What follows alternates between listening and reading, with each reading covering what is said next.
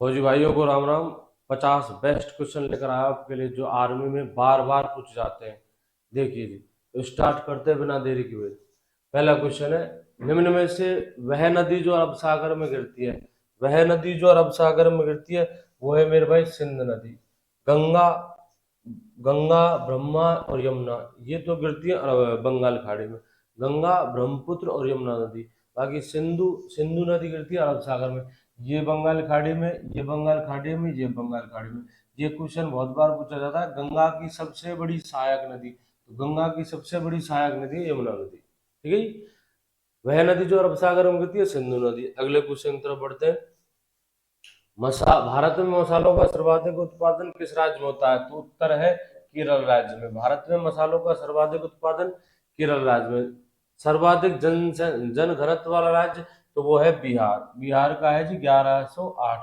सर्वाधिक जनसंख्या घनत्व वाला राज्य बिहार है। चलिए जी, भारत का मैनचेस्टर किसे कहा जाता है? तो वो है अहमदाबाद को। भारत का मैनचेस्टर अहमदाबाद को। इंपॉर्टेंट है सारे के सारे।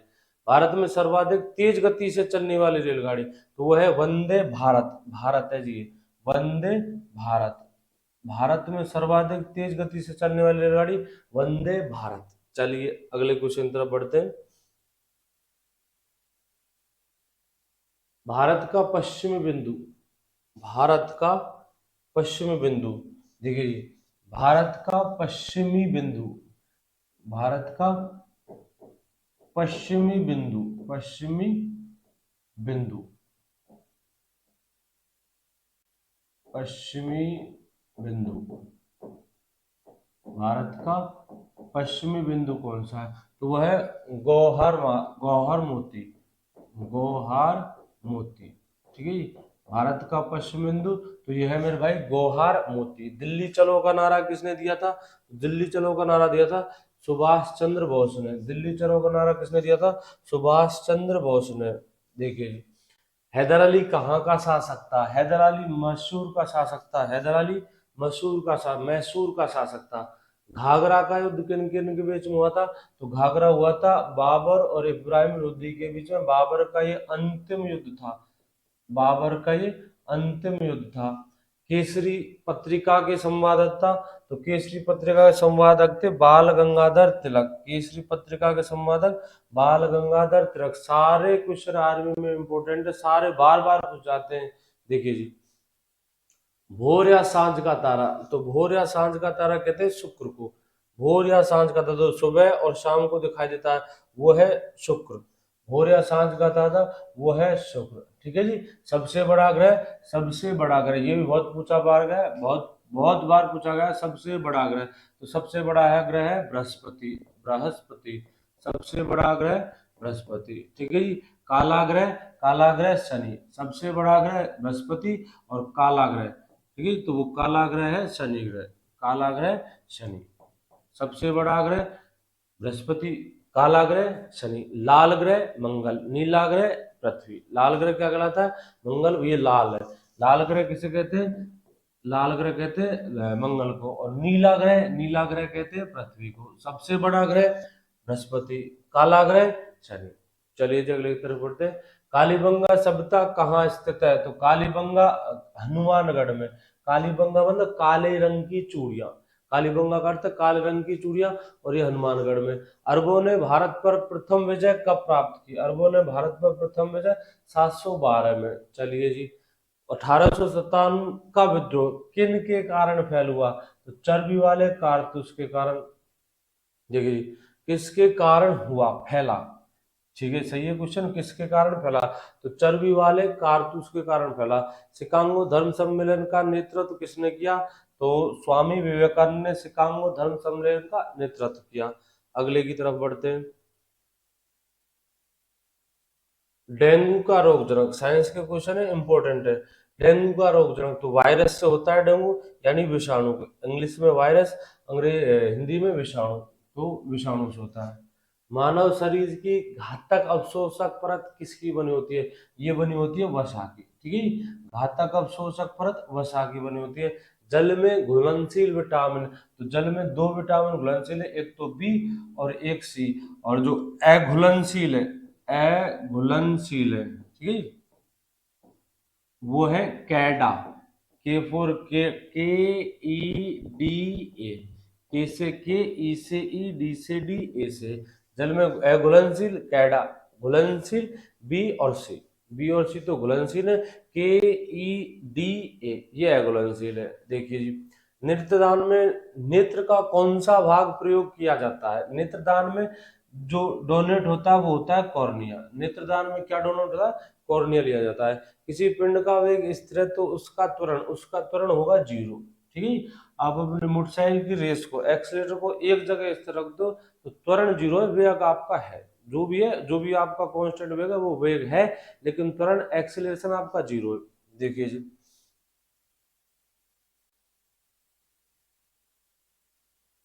मानव शरीर की आहार नाल की लंबाई, मानव शरीर की आहार नाल की लंबाई होती है 8 से 10 मीटर। आहार नाल होती है 8 से 10 मीटर, यानी कि लगा के मुंह से और गुदा तक ये जो नली होती है लगभग 8 से 10 मीटर होती है। ठीक है, यहाँ से लेकर यहाँ तक, गुदा तक। ठीक है, आहार नाल की ये नली होती है और ये होती है लगभग 8 से लेकर 10 मीटर, समथिंग 25 से लेकर 30 फुट तक। 25 फुट तो सपोज करना 25 से लेकर 30 फुट लंबा होता है, और ये सिर्फ मुंह से लेकर गुदा तक की लंबाई है, बहुत लंबी है। आंतें बलनुमा आकृतियों पेट के अंदर रहती है। ठीक है, यदि उनको एक साथ मुंह से लेकर गुदा तक की लंबाई नाप जाए तो 8 से लेकर 10 मीटर, यानी लगभग 25 से 30 फुट। चलिए, जहरीली शराब के लिए उत्तरदायी, जहरीली शराब के लिए उत्तरदायी होता है मैथिल अल्कोहल। जब एथिल अल्कोहल मैथिल अल्कोहल में चेंज होता था तो वो जहरीली शराब हो जाती है, जिसके कारण डेथ होती है। कांच को काटने के लिए, ये सभी आप जानते हो, कांच को काटने के लिए हीरा प्रयोग में लिया जाता है। मिथेन का सूत्र CH4, मेथेन का सूत्र CH4। विद्युत बल्ब के तंतु बने होते हैं तो ये बने होते हैं टंगस्टन के। अगले की तरफ बढ़ते हैं। पीएच मान सूचक है अम्लता का, जी हाँ। खट्टे का, जी हाँ। सांद्रता का, जी हाँ। तो फिर हो जाएगा ये सभी का। अगले की तरफ बढ़ते हैं। नाभिकीय संलयन का उदाहरण, नाभिकीय संलयन का उदाहरण एक तो सूर्य पर जो अभिक्रिया होती है वो है, और एक होता है हाइड्रोजन बम। ठीक है, हाइड्रोजन बम। एक तो होता है हाइड्रोजन बम, और एक पर सूर्य पर, जो सूर्य से हमें ऊर्जा प्राप्त होती है वो नाभिकीय संलयन होता है, उस कारण प्राप्त होती है। परमाणु बम, परमाणु बम होता है नाभिकीय विखंडन का उदाहरण। परमाणु बम है विखंडन का, परमाणु बम उदाहरण है विखंडन का, विखंडन का। और सूर्य पर जो अभिक्रिया होती है नाभिकीय संलयन होती है। हाइड्रोजन बम किसका उदाहरण है? नाभिकीय संलयन का। मरकरी एक, मरकरी मतलब पारा, तो पारा एक द्रव धातु है। पारा कौन सी धातु है? द्रव धातु। आवृत्ति का मात्रक, आवृत्ति का मात्रक होता है हर्ट्ज, आवृत्ति का मात्रक हर्ट्ज। विटामिन डी की कमी से होने वाला रोग, तो विटामिन डी की कमी से होता है रिकेट्स। विटामिन डी की कमी से रिकेट्स होता है, हड्डियां कमजोर हो जाती है विटामिन डी की कमी से। चलिए जी, अगली की तरफ बढ़ते हैं। देख भाई, यदि x का 40% y के, x का 40% y के 75% के बराबर हो तो x अनुपात y निकालना है। x का 40%, देखो करते जी, x का 40% ऐसा तो निकलेगा x का 40%, ये y के 75%, ये निकाल दिया y का 75%। x का 40% और y का 75% आपस में बराबर, बराबर का चिन्ह लगा दिया। अब बराबर के दोनों तरफ काटाफासी कर सकते हो, हर से हर, अंश से अंश। तो 40, 40 कटेगा 5 से 8 बार, और 75 कटेगा 5 से 15 बार। तेरा समीकरण बनता है 8x बराबर 15y। 8x बराबर 15y। x का अनुपात, तो x का अनुपात सामने वाले, x का अनुपात 8 नहीं, x का अनुपात सामने वाले 15, और y का अनुपात 8। x का अनुपात 15, y का अनुपात 8, तो आंसर होगा अपना x अनुपात y बराबर 15:8। ये लो जी, 15:8। अगले की तरफ बढ़ते हैं। देखिए, ये सारे वो क्वेश्चन है जो कई बार एग्जाम में पूछे जाते हैं। आप चाहो तो नोट कर सकते हो इनको नोटबुक में। सारे क्वेश्चन एग्जाम कई बार एग्जाम में पूछे गए उदाहरण है। दो संख्याओं का लैसे 90, में से 15, यदि पहली संख्या 30 हो तो दूसरी संख्या ज्ञात करो। एक फॉर्मूला होता है पहली संख्या इंटू दूसरी संख्या बराबर लेस है इंटू में से पहली संख्या 30 है, दूसरी संख्या निकालनी है। लेस है कितना है 90, में से कितना है 15, मात्र उठाकर फॉर्मूले में रखना है। तेरी परेशानी फॉर्मूला याद होना चाहिए, मात्र फॉर्मूले में रखने उठाकर। पहली संख्या, यदि पहली संख्या 30 हो, पहली संख्या दे रखी 30, लेस है 90 दे रखा है, में से 15 दे रखा है, मात्र उठाकर फॉर्मूले में रखना है। चलिए करते हैं। मुझे निकालनी है तीसरी संख्या, तो 30 से कट जाएगा 90 कितनी बार 3 बार, तो दूसरी संख्या आएगी 15 3 45, दूसरी संख्या है तेरे पास 45। चलिए बता 15 30 और 45 का लेस है, तो लेस होगा इनका 90, 15 दू है 45 दूनी 90, 30 तिया 90, और में से आएगा इनका 15, में से वह बड़ी से बड़ी संख्या जिसका भाग दी गई संख्या में पूरा पूरा जाए, लेस है वह छोटी से छोटी संख्या जिसमें दी गई संख्याओं का भाग पूरा जाए, जिसमें दी गई संख्याओं का भाग जाए वो तो लेस है, और जिसका दी गई संख्याओं में पूरा पूरा भाग जाए वो में से। जिसमें और दुनिया की सबसे छोटी, जिसमें दी गई संख्याओं का भाग जाए लेस है, और में से जिसका दी गई संख्या में भाग जाए में से। ये दुनिया की बड़ी होती है, ये दुनिया की छोटी। दुनिया की सबसे बड़ी संख्या जिसमें 30 और जिसका 30 और 45 में भाग जाता है वो 15। दुनिया की सबसे छोटी संख्या जिसमें जिसमें 30 और 45 का भाग जाता है वो है 90। ठीक है, जिसका 30 और 45 में भाग जाए वो में से। चलिए आगे बढ़ते हैं। 128 की घात 128 की घात 2/7। चलिए बहुत अच्छा क्वेश्चन है, हल करना। 128 की घात है 2/7। मैं 2/7 का कुछ नहीं कर सकता, लेकिन 128 का कर सकता हूँ। क्या कर सकता हूँ, ये 128 है 2 की घात 7, और उस पर घात पहले से लगी हुई है 2/7। मुझे नहीं पता कैसे हल होगा, तो गुणनखंड कर, गुणनखंड बता देंगे आपको। ये 128 किसकी घात कितना, वैसे तो 2 3 की, ज्यादा नहीं, 2 की तो 7 या 8 तक, और 3 की 5 तक, 3 की घात 5 तक दिमाग में होनी चाहिए। कम से कम 2 की 8 तक घात दिमाग में होनी चाहिए। बाकी अगर नहीं जानता तो गुणनखंड कर। गुणनखंड बताएंगे तुझे। 128 किसकी घात कितना है, तो 2 का भाग दे पहले तो 6 4, फिर 2 का भाग दे 3 2 32, फिर 2 का भाग दे 16, फिर 2 का भाग दे 8, फिर 2 का भाग दे 4, फिर 2 का भाग 2, फिर 2 का भाग 2। ठीक है, 2 का भाग 2 2 2 1 1 2 3 4 5 6 7, तो 128 बनता है 2 की घात 7। गुणनखंड आपको बताएंगे 128 किसकी घात कितनी है, तो गुणनखंड कर। 128 का मतलब है 2 की घात 7, उस पर घात 2/7 है। यदि घात पर घात हो तो घातों गुणा करते हैं, घातांक का नियम है। 2 की घात 7 इंटू 2/7, 7 से 7 खत्म, आपका बचा 2 की घात 2, और 2 की घात 2 यानी कि 4। ठीक है, एक बार फिर समझिए। तेरा लिखा हुआ है 128 घात 2/7। दिमाग चलना, सवाल स्टार्ट कहां से करो, तो ये बता 2/7 का तो कुछ नहीं कर सकता। घात माइनस में तो प्लस में कर सकते, हाँ कर सकते, नीचे ले आएंगे, ऊपर से नीचे ले जाए घात के चिन्ह बदल जाते हैं। वो कितनी है 2/7 है। 2/7 के साथ कुछ मत कर, अगर कुछ करना है तो 128 का कर। 128 का क्या करना है, गुणनखंड कर। गुणनखंड बताएंगे ये 128 किसकी घात कितना है। गुणनखंड किए तो ये मिलता है 128 2 की घात 7, 1 2 3 4 5 6 7, 2 की घात 7, ये ही 128 है। उस पर घात कितनी है, उस पर घात है 2/7। घातांक का एक नियम है, यदि घात पर घात होती है तो घातों को गुणा करते हैं।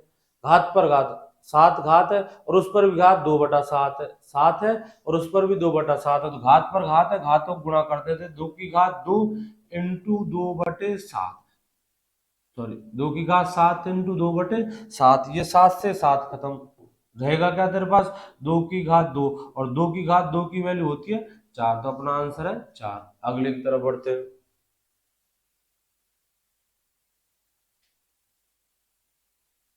देखिए संख्या है तेरे पास, भाई जान दे।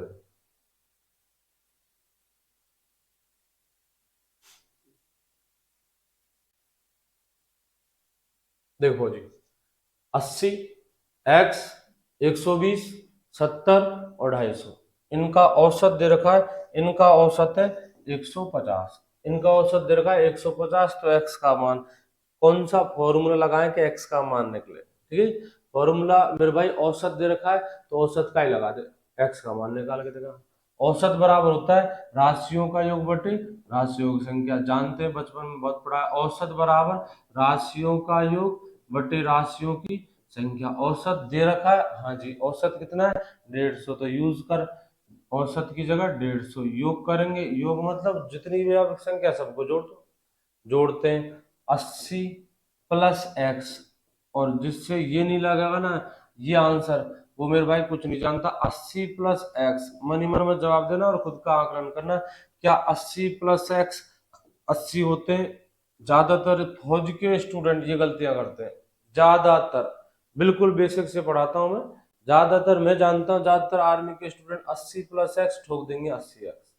ऐसे नहीं होता मेरे भाई, चर केवल चर के साथ जुड़ती है, ऊपर से घात भी, एक्स की संख्या केवल एक्स की संख्या के साथ ही जुड़ेगी, और घात भी सेम टू सेम। इस पर घात एक है तो एक्स की संख्या, हाँ मैं जोड़ सकता हूँ 3x प्लस 80x को, ये जोड़ सकते हैं, 3x प्लस 80x जोड़ सकते हैं, घात एक है, घात एक है, ये x का पद है, ये x का पद है, लेकिन ये 80 है, अंक है, ये अचर है, और ये चर है, ये नहीं जुड़ सकते, ठीक है। तो इनको नहीं जोड़ेंगे, अंक अंक के साथ जुड़ेगा। 80 प्लस एक्स प्लस 120, तो 80 120 में जोड़ सकता, और ये हो जाएंगे 200। 200 प्लस 70 270, 270 प्लस 250 500, 270 प्लस 250 520, 520 बटे में राशियों का योग हमने कर दिया, बटे में कितना राशियों की संख्या 1 2 3 4 5, राशियों की संख्या तेरे पास 5। चल जोड़ते हैं, 150 बराबर 80, 200, 270, 520, 520 प्लस में एक्स, छोड़ना नहीं है एक्स को, प्लस में एक्स बटे में 5। चलकर ये 5 मान किसका निकालना है, पहले तो ये बता, मान निकालना है एक्स का, तो पहले 5 का इलाज होगा या 520 का, पहले होगा इलाज 5 का। 5 भाग में, भाग वाली संख्या किस में जाएगी, गुणा में। अच्छा पहले 5 का क्यों किया, 520 का क्यों नहीं, एक देसी नियम है, देसी जुगाड़ है, पहले दूर का नातदार पहले टूटता है, नजदीक का नातदार बाद में टूटता है। दूर का नातदार पहले टूटता है, तो दूर देखने पर बता दे, दूर एक्स से दूर 5 है, 100 520 है, बेसिक पढ़ाता हूँ बिल्कुल बेसिक। पहले बता एक्स से दूर 520 है या 5 है, 5 देखने पर दिखा दे 5, तो पहले होगा 5 का इलाज, पहले पहले टूटेगा 5, और 5 इधर जाकर किस में जाएगा, गुणा में। 15 5 75, यानी 750, 750 बराबर 520 प्लस एक्स। अब तेरे पास रहता है सिर्फ 520, तो 520 को ले जा पक्षांतर में, 520 जाएगा माइनस में, तो x बराबर 750 माइनस 520, 750 में से 520 घटाएंगे तो 230 बचेंगे। ये जाएगा प्लस में, उधर जाकर माइनस में होगा, 750 माइनस 520 घटाते हैं 032, तो आंसर आएगा 230। अगले की तरफ बढ़ते हैं। अगला देख मेरे भाई कौन सा बढ़िया क्वेश्चन है। एक 400 मीटर लंबी रेलगाड़ी, एक रेलगाड़ी जिसकी लंबाई 400 मीटर है, एक 400 मीटर लंबी रेलगाड़ी 25 मीटर पर सेकंड की चाल से, अब तक इकाइयों कोई गड़बड़ नहीं है, मीटर में दूरी, मीटर पर सेकंड में चाल है, एक पुल को 26 सेकंड में पार कर देती है, समय के साथ भी कोई गड़बड़ नहीं है, मीटर पर सेकंड में चाल है और सेकंड में समय, यानी कि मित्र है, मीटर मीटर का दोस्त, चाल में मीटर पर सेकंड और समय में सेकंड, यानी कि कुछ नहीं बदलना, फॉर्मूले में रखना है। एक पुल को पार करती है, एक रेलगाड़ी है 400 मीटर लंबी है, चाल इसकी 25 मीटर पर सेकंड की है, एक पुल को पार करने में 26 सेकंड का समय लेती है, मुझे निकालनी है इस पुल की लंबाई, ठीक है। रेलगाड़ी प्लेटफॉर्म हो, दो रेलगाड़ियां हो, रेलगाड़ी सुरंग हो, दो रेलगाड़ी चाहे एक दिशा में जाए चाहे विपरीत दिशा में जाए, आपको उनकी दूरी जोड़कर ही लिखनी है। रेलगाड़ी एक दिशा में, हाँ जी, दूरी, दूरी के लिए कह रहा हूं मैं, दूरी मतलब उनकी लंबाई, यदि दोनों रेलगाड़ी विपरीत दिशा में तो उनकी लंबाई जुड़ेगी, एक दिशा में तो उनकी लंबाई जुड़ेगी, रेलगाड़ी प्लेटफॉर्म में तो लंबाई जुड़ेगी, रेलगाड़ी सुरंग है तो लंबाई जोड़ी जाएगी, और दूरी की जगह जोड़कर ही लिखेंगे, नहीं दे रखी माननी पड़ेगी।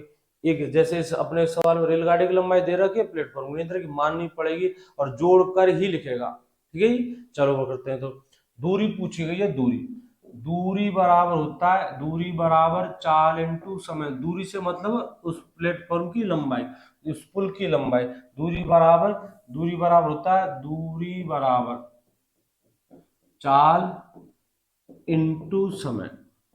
देखिए दूरी की जगह क्या लिखी जाएगी, रेलगाड़ी प्लस पुल की जोड़कर ही लिखी जाएगी। पुल की नहीं दे रखी मान, पुल की नहीं दे रखी माननी पड़ेगी एक्स। तो लिखता हूं मैं 400 प्लस एक्स। एक बार फिर बता, दो रेलगाड़ियां आमने सामने आ रही हैं तो उनकी लंबाइयां जोड़ी जाएगी या घटाई जाएगी, लंबाइयां, लंबाइयां तो जोड़ी जाएगी। दो रेलगाड़ियां एक ही दिशा में जा रही हैं, एक ही दिशा में जा रही हैं तो उनकी लंबाइयां जोड़ी ही जाएगी। अच्छा दोबारा, चाल, इस अपने सवाल में एक ही रेलगाड़ी लेकिन बता रहा है, दो रेलगाड़ी आमने सामने आ रही है, आमने सामने, तो चाल जोड़ेंगे या घटाएंगे, जोड़ेंगे। एक दिशा में जा रहे हैं तो जोड़ेंगे। ठीक है, समझने के लिए बेटर उदाहरण देता हूं। दो मोटरसाइकिल आमने सामने से टकराती है तो भयंकर टक्कर होती है, मजा वाली टक्कर होती है। और जो दो रेलगाड़ियां मोटरसाइकिल एक ही दिशा में जा रही है तो ऐसी ज्यादा टक्कर नहीं होती। आमने सामने टक्कर होती क्यों ज्यादा, कारण पहली मोटरसाइकिल और दूसरी मोटरसाइकिल दोनों का वेग मिलकर होती है टक्कर, तो वो टक्कर धांसू होती है। और दो मोटरसाइकिल एक ही दिशा में जा रही है, एक ही दिशा में, तो वो टक्कर होती है उन दोनों की चालों का अंतर। एक पहली सामने वाली 10 की स्पीड से जा रही है, पीछे वाली 15 की स्पीड से जा रही है, तो इनमें टक्कर होगी 5 की स्पीड से। एक मोटरसाइकिल आ रही है 10 की स्पीड से, सामने से आ रही है 15 की स्पीड से, अब इनमें टक्कर होती है धांसू वाले, तो अब टक्कर होगी 25 की स्पीड से। एक मोटरसाइकिल जा रही है 40 की स्पीड से, एक दूसरी मोटरसाइकिल पीछे जा रही है 50 की स्पीड से। यदि इनमें टक्कर हो जाती है तो वो टक्कर होगी 40, और ये पीछे वाली 50 की, तो टक्कर होगी 10 की स्पीड से। एक मोटरसाइकिल 40 से विपरीत दिशा, मतलब सामने से आ रही है 50 की स्पीड, टक्कर होगी मेरे भाई फौजी भाई 90 की स्पीड से।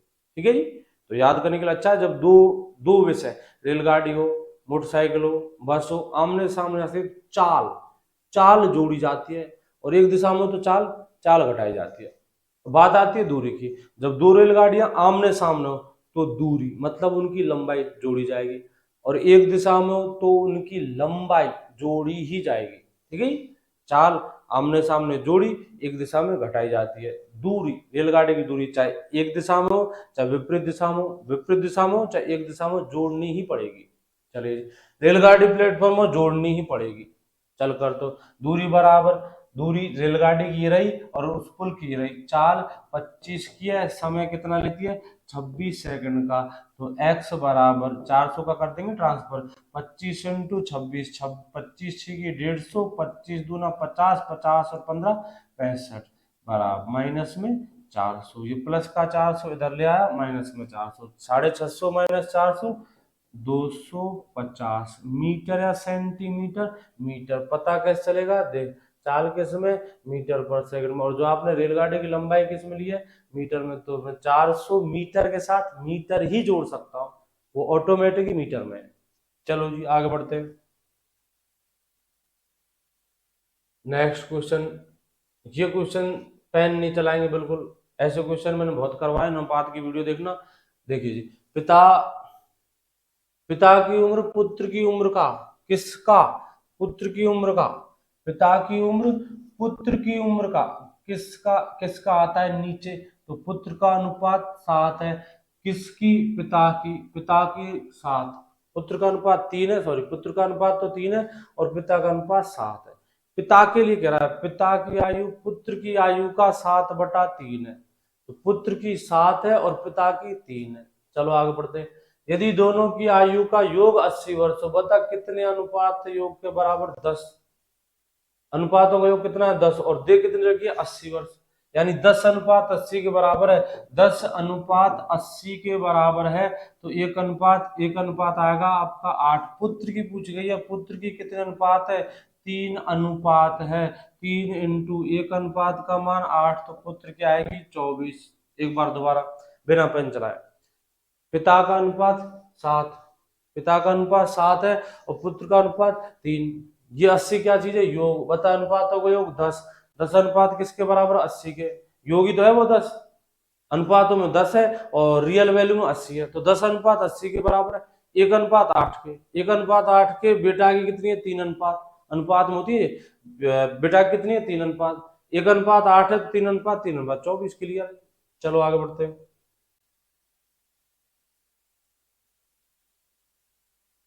ये बीजगणित है, ध्यान दीजिए।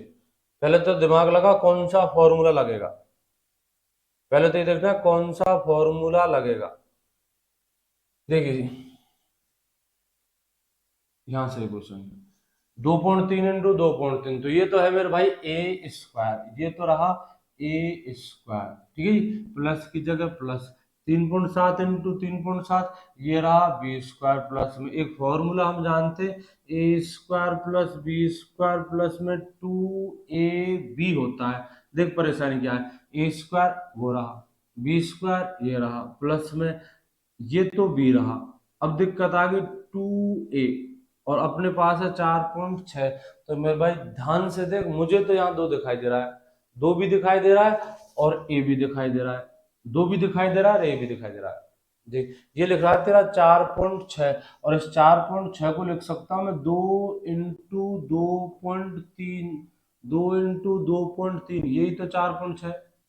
ये तो ए स्क्वायर है, ये बी स्क्वायर है, ये प्लस में 4.6 को लिखेंगे 2 इंटू 2.3, ये हो जाएगा तेरा 4.6। तो लिख रहा हूं मैं 2.3 का होल स्क्वायर। देख दोबारा 2.3 कितनी बार लिखा हुआ है, 2 बार, लिख सकता हूँ 2.3 का होल स्क्वायर, प्लस में 3.7 का होल स्क्वायर, ये भी 2 बार लिखा हुआ है, तो लिख सकता हूँ 3.7 का होल स्क्वायर। और ये 4.6, इसे लिख रहा हूँ 2 इंटू 2.3, 2 इंटू 2.3, बताइए 4.6 है या नहीं। चलो आगे बढ़ते हैं, इंटू 3.7, चल मिला, शक्ल मिला, ए स्क्वायर, ये तो ए स्क्वायर, ये बी स्क्वायर, ये 2, ये ए और ये बी, और ये बराबर में होता है ए प्लस बी का होल स्क्वायर, ये होता है ए प्लस बी का होल स्क्वायर। तो मैं लिखूंगा ए की वैल्यू कितनी है 2.3, 2.3 ए की वैल्यू है 2.3, प्लस बी की वैल्यू 3.7, 3.7, इसका होल स्क्वायर। 2.3 और 3.7 ये बनते 6, 2.3 और 3.7 ये बनेंगे 7 और 3 10, 2 और 1 3 और 1 6, तो 6 का स्क्वायर, और 6 का स्क्वायर होता है 36। अगले की तरफ बढ़, यदि क्रय मूल्य 450, विक्रय मूल्य 567 हो तो लाभ प्रतिशत कितना होगा। लाभ प्रतिशत फॉर्मूला, लाभ प्रतिशत तो लाभ ऊपर, हानि प्रतिशत तो हानि ऊपर, लाभ हो चाहे हानि हो, गणना होती है क्रय मूल्य पर। छूट प्रतिशत तो छूट ऊपर, लेकिन छूट की गणना होती है अंकित मूल्य पर। लाभ प्रतिशत हो या हानि प्रतिशत हो, गणना किस पर होती है क्रय मूल्य पर, मतलब नीचे लिखा जाएगा क्रय मूल्य, ऊपर लाभ प्रतिशत तो लाभ ऊपर, हानि प्रतिशत तो हानि ऊपर। अच्छा आंसर तुझे चाहिए परसेंटेज में, तो गुणा करना पड़ेगा 100 से, फॉर्मूला क्रिएट।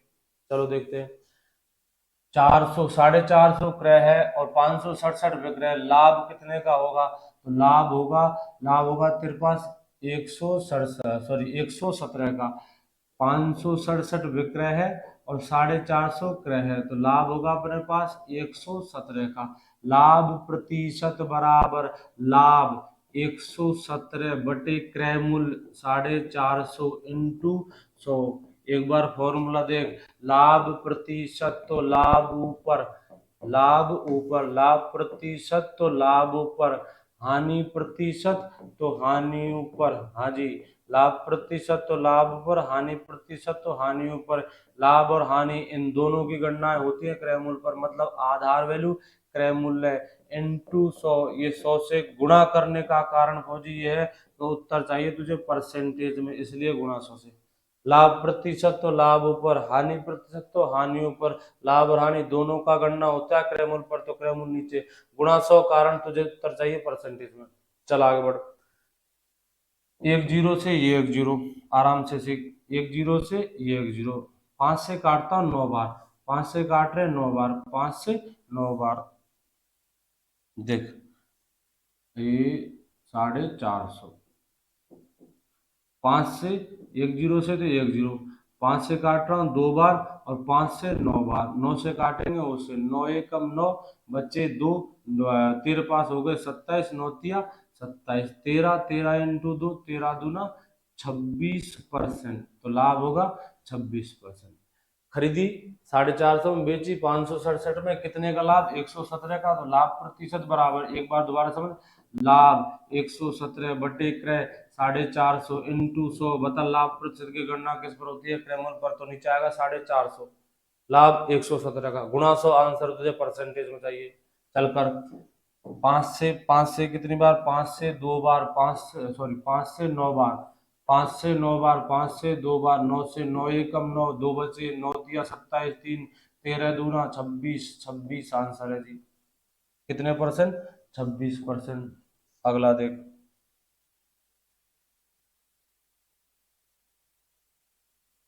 एक वर्ग का परिमाप 56 है, मतलब चारों भुजाओं का जोड़। क्षेत्रमिति क्लास में दिखाया था। परिमाप, परिमाप 4 चतुर्भुज, चारों भुजाओं का जोड़। पंचभुज है तो पंचभुजाओं का, पांचों भुजाओं का जोड़। त्रिभुज है तो तीनों भुजाओं का जोड़।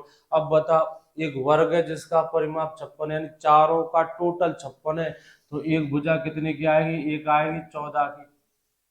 एक 14 की क्षेत्रफल पूछा गया, वर्ग का क्षेत्रफल भुजा स्क्वायर और 14 का स्क्वायर 196, 2 सेकंड का आंसर है।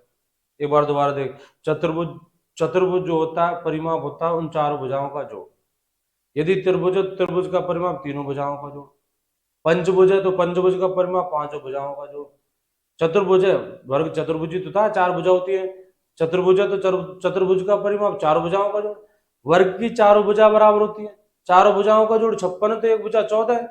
एक भुजा 14 है, वर्ग का क्षेत्रफल भुजा स्क्वायर, 14 का स्क्वायर 196। चलो बाकी करते थे, फॉर्मूले लगाते। जो आंसर आपसे जल्दी होता है, सेकंडों में होता है, पेन मत चलाया कर। बाकी फिर भी देख, परिमाप होता है 4 इंटू भुजा, ये कितना दे रखा है? 56। अब कर ले, अब राजी हो जा, 4 से काटेंगे 14 बार, भुजा कितनी आएगी? भुजा आएगी तेरे पास 14। क्षेत्रफल बता, क्षेत्रफल का सूत्र होता है भुजा स्क्वायर, क्षेत्रफल 2D में होता है, स्क्वायर चलेगा, क्षेत्रफल होता है भुजा स्क्वायर, तो 14 का स्क्वायर 196। कोशिश किया कर बिना पेन चलाए देने की। चलिए देखिए,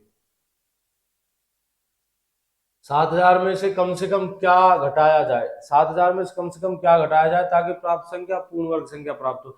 घटाना या जोड़ना? आंसर कौन सी विधि देती है? घटाने का और जोड़ने का, तो आंसर देती है भाग विधि। कम से कम किस संख्या से गुणा, कम से कम किस संख्या से गुणा किया जाए, या कम से कम किस संख्या का भाग दिया जाए, इनका आंसर देती है भाग गुणनखंड विधि। जोड़ने का और घटाने का, जोड़ने का और घटाने का, यह आंसर देती है भाग विधि। तो करते हैं, देख, देखो जी, 7,000 में से कम क्या घटाया जाए? तो भाग विधि से आंसर लेंगे, पीछे से जोड़े बनेंगे। 70 से छोटी पूर्ण वर्ग संख्या 64 है, किसका वर्ग है? 8 का। 70 में से 64 गए 6, इस 8 में 8 को जोड़ेंगे, 8 8 16, आगे उतरेंगे डबल जीरो, ठीक है जी। 16 के पीछे कुछ ऐसा अंक लिखा जाए जिससे गुणा करने पर या तो 600 या वहां से एक उससे एकदम छोटी, जस्ट छोटी संख्या। तो 16 के पीछे 4 लिखेंगे, 16 चौको 64, 640 से ऊपर, तो फिर लिखते हैं 3। 16 के पीछे लिखेंगे 3, 3 से गुणा कर, भाग विधि है, 3 तिया 9।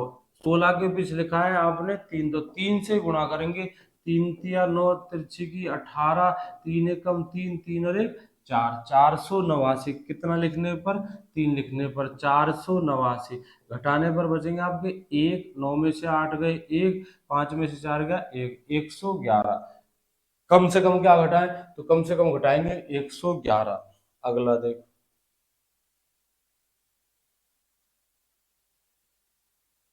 एक बेलन की ऊंचाई 20 सेंटीमीटर और आधार की त्रिज्या 14 सेंटीमीटर है, तो बेलन का आयतन होता है पाई आर स्क्वायर एच। बेलन का आयतन होता है pi r square h, pi r square h. बता ये किसका फॉर्मूला है? ये पाई आर स्क्वायर, ये है वृत्त का क्षेत्रफल। बेलन के आधार में एक वृत्त होता है, वृत्त का क्षेत्रफल होता है पाई आर स्क्वायर। बेलन के आधार में वृत्त होता है, वृत्त का क्षेत्रफल होता है पाई आर स्क्वायर। ये मैंने याद करवा रखा है, वीडियो देखना। जब त्रिज्या 7 हो 14 हो, ये याद करने ही पड़ेंगे। अगर वृत्त का क्वेश्चन आता है तो उनमें से आएगा जब त्रिज्या 7 हो, जब त्रिज्या 14 हो, 14 हो, 21 हो, 28 हो और 35 हो, लास्ट यहाँ तक याद कर ले मेरे को। वृत्त का क्वेश्चन इनमें से ही आएगा। ठीक है, मैं कह रहा हूँ 1 साल 2012 से कोचिंग चला रहा हूँ, मुझे एक्सपीरियंस है। जब त्रिज्या 7 हो, 14 हो, 21 हो, 28 हो और 35 हो, वो क्षेत्रफल ही पूछ जाते हैं, वो परिधि ही पूछ जाती है जिनमें त्रिज्या 7, 14, 21, 28, 35। और खुदा का खास्ता यदि इनमें से त्रिज्या नहीं आती तो हमारे पास फॉर्मूले हैं, तब फॉर्मूले हैं वृत्त के क्षेत्रफल के, वृत्त की परिधियों के। ये बाकी ये त्रिज्या ही पूछ जाती है, तो इनको याद रखना। जब त्रिज्या 7 हो तो परिधि होती है 44, क्षेत्रफल होता है 154। जब त्रिज्या 14 हो तो परिधि होती है 88, परिधि होती है 88 और क्षेत्रफल होता है 616। जब त्रिज्या 21 हो तो परिधि होती है 132 और क्षेत्रफल होता है 1386। यदि त्रिज्या 28 हो तो परिधि होती है 176 और क्षेत्रफल होता है 2464। एक बार याद करना और फिर देखना इनका फायदा कितना मिलता है। जब त्रिज्या 35 हो तो परिधि होती है 220 और क्षेत्रफल होता है 3850। एक बार याद करके देखो और फिर इनके क्वेश्चन उठाना, तब देखना फायदा कितना मिलता है। यदि त्रिज्या 7 है तो परिधि 88, क्षेत्रफल 154। त्रिज्या 14 तो परिधि 88, सॉरी त्रिज्या 7 है तो परिधि 44 और क्षेत्रफल 154। यदि 14 तो 88, 616। ये तो परिधि है, ये तो है परिधि, और ये है क्षेत्रफल। ठीक है जी? और ये है त्रिज्या, याद करना है इनको। अब बताइए फॉर्मूला किसका है? वृत्त का क्षेत्रफल का। त्रिज्या कितनी है? 14। त्रिज्या 14 है तो क्षेत्रफल 616। सीधा लिखूंगा 616, 616 इंटू ऊंचाई कितनी है? 20 की। अब कर दे गुणा। 0 6 दूनी 12, 2 एकम 2, 2 एक 3, 6 दूनी 12, 12220, 12220 सेंटीमीटर क्यूब। आयतन ये तो घन में चलेगा। चलिए गुणनखंड करने, x square minus x minus 12 के गुणनखंड ज्ञात करने। देखिए ऐसी संख्या, ऐसी दो संख्या जिनका गुणनफल तो आना चाहिए माइनस में 1। मैं जुगाड़ बताऊंगा, ऑप्शन से करेंगे, पहले मेथड देख ले। ऐसी दो संख्या जिनका गुणनफल तो आना चाहिए माइनस, जोड़ बाकी तो आना चाहिए -1 और उनका गुणनफल आना चाहिए -12। जिनके जोड़ बाकी तो होना चाहिए -7, एक्स का गुणांक, और यहाँ एक्स का गुणांक कितना है? -1। तो गुणांक एक्स का गुणांक, जोड़ बाकी तो होना चाहिए -1 और गुणनखंड गुणा गुणनफल, तो गुणनफल आना चाहिए -12 इंटू, यहाँ 1 है तो -12 इंटू 12, -12, -12 इंटू 1, -12 इंटू 1, -12। वे संख्या जिनके जोड़ या बाकी तो आते हो -1 और जिनका गुणनफल वो बैठता हो -12, -1 जोड़ बाकी होना चाहिए, -12 गुणनफल। जुगाड़ करेंगे, पीछे करेंगे, अभी ये देख। चलो जी, तो वो संख्या है, एक तो माइनस में 4 है, एक प्लस में 3 है, जिनका जोड़ -1 और उनका गुणा -12। तो संख्या मिल गई एक्स स्क्वायर -4x प्लस में 3x, 3x -12। ठीक है, सिर्फ गुणनखंड चाहिए, बराबर में 0 मत लिख देना। बराबर में 0, तुझे किसे पता है कि बराबर में 0 है, तो 0 मत लिखना है, जेब से मत लिखना, सिर्फ गुणनखंड करने। गुणनखंड यहाँ से कॉमन आएगा x, इधर बच गया x, माइनस में यहाँ बचेगा 4, यहाँ से आएगा 3, 3 यहाँ से कॉमन है। देख यहाँ है x, माइनस में 3 बाहर आ गया, भीतर बचेंगे 4, 3 चौके 12, देख 3 चौके 12, x-4 इधर भी है और x-4 इधर भी है, तो दोनों से कॉमन लेंगे, x-4 कॉमन लिया जाएगा, यहाँ बचेगा x और यहाँ बचेगा 3। ठीक है, तो गुणनखंड हो जाएगा x-4 और x+3, x-4 और x+3। अब जुगाड़ क्या है ये सुन।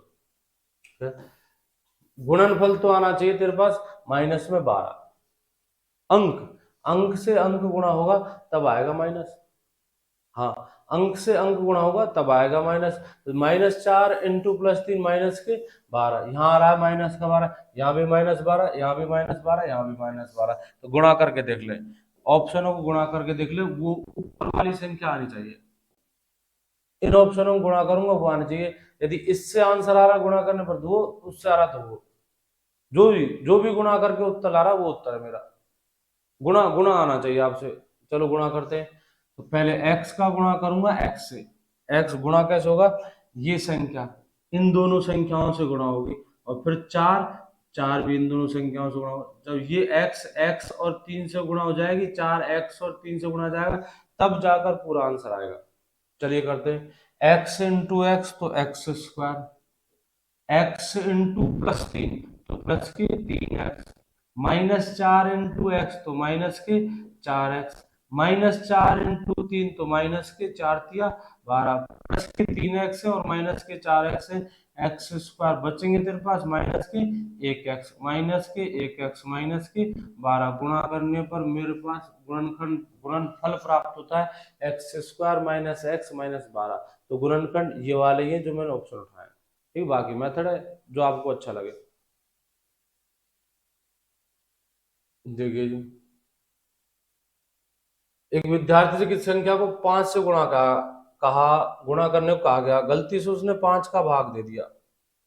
एक विद्यार्थी से कहा भाई ये संख्या है एक्स, समझना आराम से, आराम से समझ। तेरे से कहा जाए कि ये संख्या है एक्स, इसे कर 5 से गुणा, तो 5 × एक्स।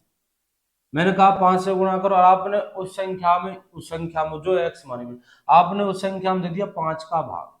देख दोबारा, एक विद्यार्थी से किसी संख्या को 5 से गुणा करने को कहा गया, तेरे से कहा गया था कि एक्स को 5 से गुणा कर, गलती से उसने 5 का भाग दे दिया। आपने क्या किया, गलती से उस एक्स में 5 का भाग दे दिया। ज्यादा उत्तर ये मिलेगा, गुणा करने पर भाग देने पर कम मिलेगा। चलो जी, तो सही उत्तर से 432 कम था, ये ज्यादा होगा ये कम होगा।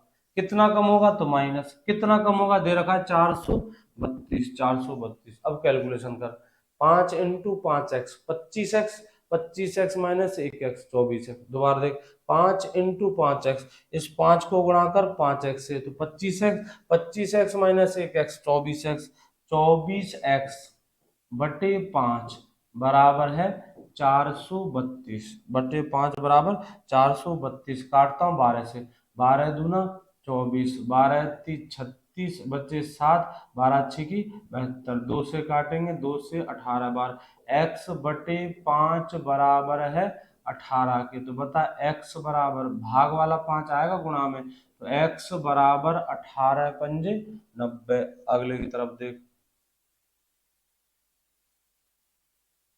एक इसी कार्य को 8 दिन में भी उससे 12 दिन में करता है।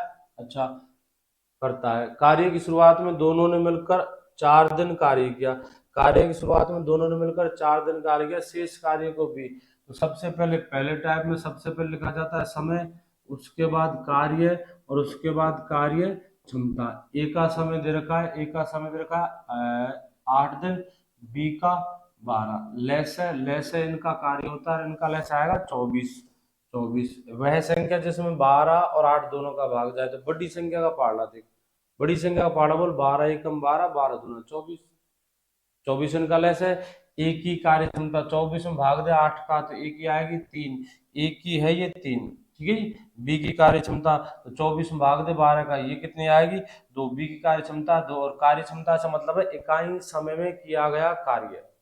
इकाई समय यदि आप कैलकुलेशन दिन में कर रहे हो तो 1 दिन का काम, महीने में करो तो महीने का काम, मिनट में करो तो 1 मिनट का काम, आवर में करते हो 1 आवर का काम। ये 1 दिन में कर रहा तो 1 दिन का काम, इसका 3 है इसका 2 है, तो दोनों का 1 दिन का काम, दोनों का 1 दिन का काम आएगा 5। यानी कि ए प्लस बी की कार्य क्षमता हो गई 5। दोनों मिलकर 1 दिन में 5 कार्य करते हैं, 1 दिन में 5 कार्य करते हैं, इनको करना है पूरा 20 कार्य। 1 दिन में 5 कार्य करते हैं, इन्होंने मिलकर किया 4 दिन, तो 4 दिन में 1 दिन में 5 कार्य करेंगे, 4 दिन में 20। मान के चल इनको 24 परात बजरी पटकनी है, ये 8 दिन में पटकता है। 24 परात बजरी 8 दिन में डालता है, तो 1 दिन में 3, 1 दिन में 3, 1 दिन में 3, ये 24 परात, उन्हीं 24 परात बजरियों को पटकता है, ये 24 परात मिट्टी पटकता है 12 दिन में। तो 1 दिन में 1 दिन में 2, ये 1 दिन में 3 परात मिट्टी पटकता है, ये 1 दिन में 2 परात मिट्टी पटकता है, तो दोनों मिलकर 5। इन्होंने दोनों ने मिलकर 4 दिन कार्य किया, तो 1 दिन में दोनों मिलकर पटकते हैं 5, दोनों मिलकर डालते हैं 5 परात बजरी मिट्टी जो भी है। 1 दिन में 5 तो 4 दिन में 20, 4 दिन में 20 परात मिट्टी डालेंगे, शेष मिट्टी कितनी बच गई 4, 24 परात थी शेष बच गई 4, इन चारों को डालेगा बी, ये 4 डालनी है बी में, तो बी का समय 4/2, कितने दिन 2 दिन में, कितने दिन में करेगा 2 दिन में। आगे देखिए, आगे ए तथा बी का अनुपात 3:4 है, बी और सी का अनुपात 2:1 है। मुझे निकालना है ए अनुपात सी का। चलिए जी, एक तरीका तो ये आप इनको जो हमने सीखा फॉर्मूले में, उस फॉर्मूले में जमा लो। यदि ए अनुपात बी, ए अनुपात बी, ए अनुपात बी दे रखा आपको 3:4, ठीक है। ए अनुपात दी दे रखा, तो ये हटा लेता हूँ, 1 मिनट रुको, देखिए, हाँ अब ठीक है। यदि ए अनुपात बी बराबर 3:4 है, बी अनुपात सी 2:1 है, ए अनुपात बी, ये तो है तेरे पास 3:4, बी अनुपात सी ये है तेरे पास 2:1, ये तो डायरेक्ट भी हो जाएगा। बी का अनुपात यहाँ कितना है, बी का अनुपात यहाँ मेरे फौजी 4 है, और यहाँ कितना है 2। क्या तू इस 2 को 4 बना सकता है आराम से? कैसे? 2 से गुणा कर दे, 2 से गुणा कर, लेकिन पूरे दोनों अनुपात गुणाऊंगे 2 से, 2 से गुणा करेगा तो 4, और इधर 2 से गुणा करेगा तो 2, तो 4:2। वैल्यू पर फर्क नहीं पड़ेगा, 4 और 2 इनका अनुपात भी 2:1 आता है। बी का यहाँ कितना है 4, और बी का यहाँ कितना है 4, हाँ तो ए और सी की अब तुलना कर सकता है। बी का वहां भी 4 है, बी का यहाँ भी 4 है, अब लिख सकता है डायरेक्ट ए का 3 और बी का सी का 2, लिख सकता है ए का 3, ए का तो 3 और सी का 2। लेकिन किया क्या है दोबारा देख, बी का यहाँ है 4, बी का यहाँ 4 है, बी का यहाँ भी बना दिया 4। अनुपात होता है दो राशियों की सापेक्ष तुलना। बी की तुलना ए के साथ की जाती है तब भी बी का 4 है, बी की तुलना सी के साथ की जाती है तब भी बी का 4 है, ठीक है। तो फिर ए और सी की अब कर सकता हूँ मैं तुलना, बी का पहले भी 4, बी का बाद में 4, तो मैं ए और सी की तुलना कर सकता हूँ और लिख सकता हूँ ए अनुपात सी, ए अनुपात सी होगा 3:2। बाकी मेरे पास मेथड है जो हमने सीखा है बचपन में, इन तीनों को लिख दे ए बी और सी, ए के नीचे ए, बी के नीचे बी, ठीक है। अगली लाइन से अगली स्टेप में वही बी के नीचे बी और ए के नीचे ए, बी का अनुपात है 2, ए का अनुपात है 1। चलिए करते हैं, यहाँ 4, यहाँ 2, पड़ोसी आगे बढ़ाए जाते हैं, ऊपर 4 बढ़ेगा नीचे 2, 3 दूनी 6, 4 दूनी 8, 4 एकम 4। तुझे निकालना है ए और सी का, तो ए और सी का अब निकाल ले, ए और सी, ए का, ए का और सी का, ए का और सी का। देखिए जी, ए का 6 है और सी का 4 है, काटने पर काटेंगे, अनुपात निकालना है तो काटने पड़ेंगे, 3:2, तो ये अनुपात सी आता है 3:2। अगले की तरफ देखते हैं, शराब अल्कोहल, जैसे शराब का संबंध अल्कोहल से, ऐसे ही तंबाकू का संबंध किससे? शराब का घटक होता है, शराब का घटक होता है फौजी अल्कोहल, यानी शराब में जो नशा करता है ना वो अल्कोहल करता है। तंबाकू का घटक, तो तंबाकू का घटक होता है निकोटिन, यानी तंबाकू में नशा करने वाला निकोटिन। अगला, शराब का घटक अल्कोहल होता है। अच्छा, अभी थोड़ी देर पहले क्वेश्चन आया था, शराब में जहरीली शराब का कारण, जहरीली शराब का कारण, तो मैथिल अल्कोहल, एथिल अल्कोहल जब मैथिल अल्कोहल में कन्वर्ट हो जाता है तो वो जहरीला हो जाता है। शराब, अल्कोहल, तंबाकू, निकोटिन। अगला देखिए, ए सी एफ जी ओ, पहले बढ़ा है 2, पहले +2, और उसके बाद सी का 3, एफ का 6, +3, एफ का 6, जे का 4, +4, जे का 10, ओ का 15, प्लस में 5, 2 3 4 5। तो अब हिसाब से एक सीरीज के अकॉर्डिंग पहले 2 जोड़े, फिर 3 जोड़े, फिर 4 जोड़े, फिर 5 जोड़े, अब जोड़ूंगे 6, 15, ओ का 15, 15 और 6 21, 21 पर आता है यू, तो अगली श्रेणी का अगला पद हो जाएगा यू। पहले जोड़े 2, फिर जोड़े 3, फिर 4, फिर 5, तो अब नंबर है 6 का, ओ में 6 जोड़ने पर 15, 15 और 6 21, तो ओ का हो जाएगा 21। चलिए जी, अगला,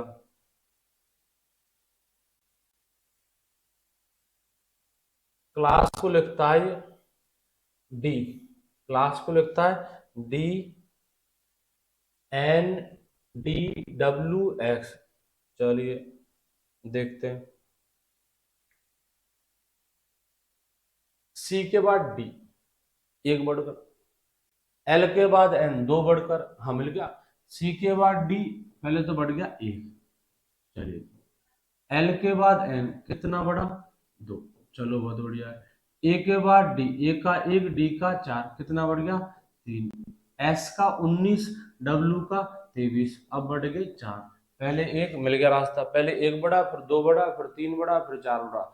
उसके बाद एस का 19, एस का 19 और एक्स का 24, अब कितना बढ़ गया 5। यानी पहले एक बढ़ेंगे, फिर 2, फिर 3, फिर 4 और फिर 5। ठीक है, अकॉर्डिंग टू अकॉर्डिंग रास्ता मिलना चाहिए आपको। अच्छा जी, तो पहले एफ में एक बढ़ा, एफ के एक बढ़ाएंगे तो एफ के बाद जी, ये रहा जी, और किसमें नहीं है, तो ये आंसर है, बाकी कर लेते हैं। आर का 18, टी का 20, दो बढ़ेंगे, पहले एक बढ़ेंगे, फिर 2 बढ़ेंगे, फिर 3 बढ़ेंगे, फिर 4 बढ़ेंगे और फिर 5 बढ़ेंगे। एफ के बाद जी, 18 2 20 पर टी 4 20, यू का 21, यू का 21 तो 3 बढ़ने पर 24, आई का 9, आई का 9 तो मेरा जो 13 वो एम का हो जाएगा 13, टी का 20, टी 4 20 तो वाई का हो जाएगा 25। ये है जी, पहले एक, फिर 2, फिर 3, फिर 4 और फिर 5। आगे देखते हैं।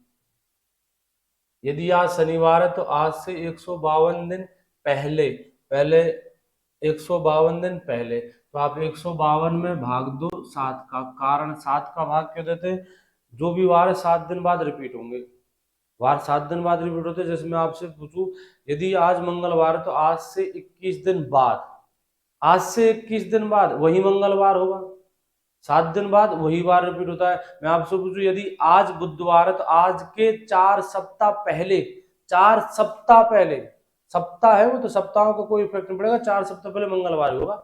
आज मंगलवार तो 4 सप्ताह पहले मंगलवार, आज मंगलवार तो 5 सप्ताह बाद मंगलवार ही होगा, सप्ताह बाद।